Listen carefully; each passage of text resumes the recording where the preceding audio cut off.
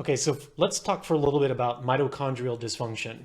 I've been talking quite a bit about energy dynamics and all the things that could be related to somebody that struggles with chronic fatigue, low energy, adrenal fatigue, or what is better known as HPA dysfunction, hypothalamus pituitary adrenal dysfunction.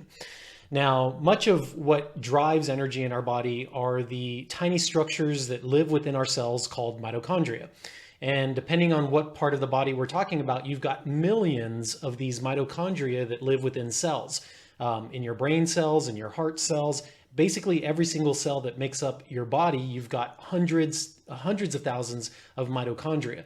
So the health of your mitochondria becomes very important if we're trying to understand energy balance and what drives energy for our body. So let's talk for a little bit about all the factors, or the four main factors that could cause mitochondrial dysfunction. Now, mitochondrial dysfunction is basically when the health of your mitochondria is not allowing it to be producing energy. So the two primary mechanisms that drive dysfunction for our mitochondria are going to be, number one, immune dysfunction. So anything that negatively taxes your immune system, anything that causes your immune system problems, is going to create damage to the mitochondria. When the mitochondria become damaged, that then in turn is going to create immune dysfunction itself. So there's these vicious cycles that begin to occur. The same is true with what is known as reactive oxygen species. Reactive oxygen species are basically anything that is exposed to us knowingly or unknowingly that is going to cause damage to our cells and to the structures within the cells. So if you've got a lot of reactive oxygen species, that's going to cause damage to your mitochondria. And then, of course, your mitochondria becoming damaged are going to cause more reactive oxygen species. So just understand that it's very complex. There's these vicious cycles that begin to occur. And why is all this important? Well, because your mitochondria are what produce energy for your body. Next, we can talk about chemical toxicities. And the primary chemical toxicities or toxins that we are dealing with these days are going to include things like BPA. So basically any kind of plastic, if you chew on the ends of your pen, if you drink out of plastic, if you heat out of plastic, if you store your food in plastic or Tupperware, you're likely getting a lot of BPA. There's also phthalates, which are largely found in a lot of the consumer products that we use. Anytime you buy something brand new, like a brand new keyboard, a brand new mouse, when you get brand new clothes, all of these materials are typically loaded with phthalates. And so very important, some people, they absorb these phthalates and it causes more damage than others. You also have PFASs. These are otherwise known as forever chemicals. And again, there's tons of these chemicals in and around our environment.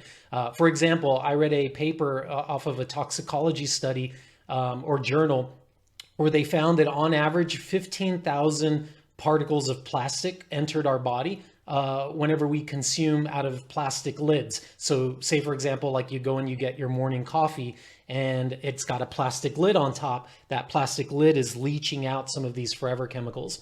You also have heavy metals, which could be things like arsenic, mercury. You're going to have lead. You're going to have copper, right? You've got all these metals that are in and around our environment that could be causing problems. Pesticides, and the big ones, pesticides and herbicides, the big ones right now are going to be things like glyphosate, which is really almost a forever chemical. I mean, glyphosate doesn't break down. It's so bad that it's now in our air. It's measured in our rainfall. It's pretty much everywhere. And it's not a matter of if, but how much you have as an individual glyphosate within your body. Next is going to be drug-induced toxicity. So when we talk about drug-induced toxicity, things like antibiotics, and this begins really when we're children, right? How many times do you know of a child that's been prescribed antibiotics because of ear infections or because they get sick with something? So that begins the process of our drug-induced medication toxicity. But you've got antibiotics, you've got statins, which are some of the most common prescribed medications on the planet. You've got diabetic medications. Things like metformin, right? So all of your compounds that help to regulate blood sugar, they also negatively impact our liver, and that could also impact our mitochondria. You've got antihypertensive, so any kind of blood pressure medication, over the counters, and these would be things that probably the most common ones are going to be Benadryl, NyQuil, some of your antihistamine medications that people take to try to address their allergies, but this is going to cause mitochondrial damage. And then you've got NSAIDs, things like aspirin, Tylenol, ibuprofen. All of these are going to create mitochondrial dysfunction, which of course could impact your energy levels. Next, we're going to have infections, and the big ones are going to be bacterial infections. H. pylori, Helicobacter pylori, is a very common pathogen that can cause problems for people. You're going to have viral infections, and I would argue that now you have things like SARS-CoV-2, which are the leader, right, of mitochondrial induced damage. But you also have other infections such as HSV, herpes, simplex virus, Epstein-Barr virus, or EBV, and cytomegalovirus like CMV. And then you have parasitic infections and fungal infections that could be problematic for individuals.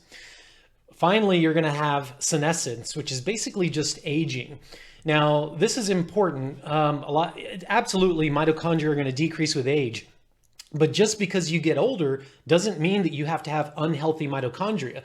It really just comes down to the accumulation of damage that an individual has as they age. And obviously, the older that we are, the more time we've had on this planet, the more likely you could have created damage for yourself depending on your lifestyle.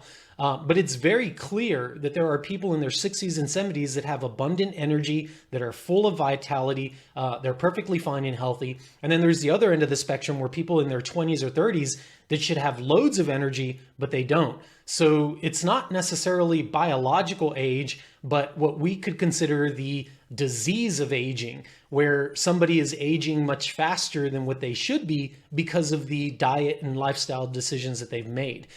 So there you have it. These are all the different factors, the four primary factors that could drive mitochondrial dysfunction, which in turn could be causing energetic problems.